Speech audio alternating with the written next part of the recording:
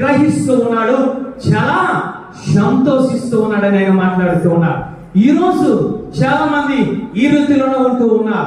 రాత్రి నేలన పడిన జీవితాలుగా ఉంటూ ఉన్నారు. ఈ రోజు వాక్యం నాతోనే మాట్లాడాడు యేసయ్య, ఈ రోజు పరిశుద్ధాత్మ దేవుడు నాతోనే మాట్లాడాడు, ఈ రోజు నేను శక్తిని పొందుకున్నా, ఈ రోజు బలము పొందుకున్నాను అని చాలా సంతోషిస్తూ ఉంటారు. 10 మందికి చెప్తూ ఉంటారు. కానీ ఎంతో కాలము ఉండడం లేదు.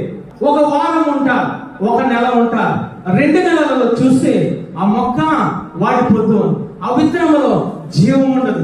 కారణము ఏమిటయ్యా అనంటే రాత్రి నెల కింద మారిపోయింది. వీడిలో ఏమి లేదో తెలుసా?